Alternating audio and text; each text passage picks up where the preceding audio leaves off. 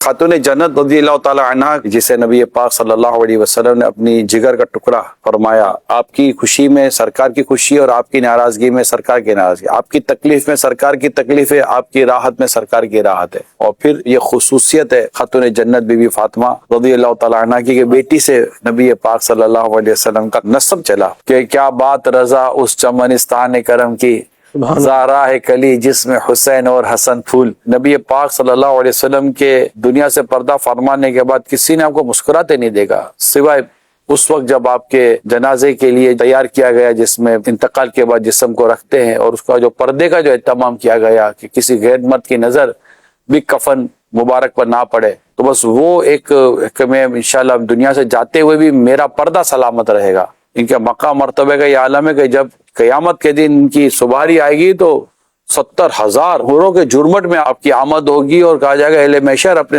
आंखों को नीची कर लो, खातून जन्नत की सवारी जा रही। बीबी फातिमा रज़ी अल्लाह ताला अन्हा का जो अंदाज़ पाक था वो मुस्तफ़ा करीम सल्लल्लाहु अलैहि वसल्लम उम्मुल मोमिनीन खदीजतुल कुबरा रज़ी अल्लाह ताला अन्हा की तरबियत का वो शाहकार थी। तो वालिदैन को ज़ाहिर बात इसमें बड़ा गौर करना पड़ता है कि हम अपनी औलाद की तरबियत किस अंदाज पर करने में कामयाब होते जा रहे हैं। यकीन माने ये वो मुबारक नाम है, ये वो मुबारक जिक्र है कि जिनके वास्ते से की गई दुआ रद्द नहीं हो सकती। यार खुद खातून जन्नत रज़ी अल्लाह ताला अन्हा की आदत करीमा थी, कसरत से दुआएं करती थी और आपकी दुआओं में ज्यादातर दुआएं उम्मत के लिए होती थी। आप अपने लिए कम और दूसरों के लिए ज्यादा करती थी। कई मरतबा मैं तरगीब दिलाता हूँ सोशल मीडिया पर कि जुम्मा की जो आखिरी घड़ियां होती हैं वो कबूलियत दुआ की घड़ी होती है। तो जब सूरज गुरूब होने वाला होता तो खातून जन्नत रज़ी अल्लाह ताला अन्हा अपने हाथ उठा देती थी दुआ के लिए, और वो कबूलियत दुआ का वक्त है। जो नेक और जायज और उम्दा काम की नीयत, इरादे या उस पर कोई मशवरे या उस पर कोई गुफ्तगू जुम्मे को असर और मगरिब के दरमियान की, यकीन माने अल्लाह पाक ऐसी गैबी मदद करता है कि वो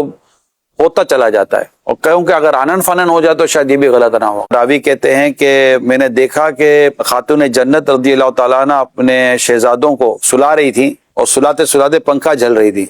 शहजादी ये कौन है, बच्चों को सुला रही है, पंखा जल रही है, और कैफियत ये कि जबान से अल्लाह पाक का कलाम पढ़ रही है, तिलावत कर रही है, चक्की चला रही है, मशकीजा उठा रही है, सीने पाक पर निशान पड़ जाता है, हथेली पर निशान पड़ जाते हैं। किताबों में लिखा है कि झाड़ू दे रही थी। क्या मतलब कि बस क्या शान है हमारी बेटियों को, क्या ये चीजें आती हैं, इबादत की तरफ क्या उसका रुझान है। अच्छा घर गृहस्थी तो क्या उनको पकाना आता है, क्या वो किचन फ्रेंडली हैं बेटियां।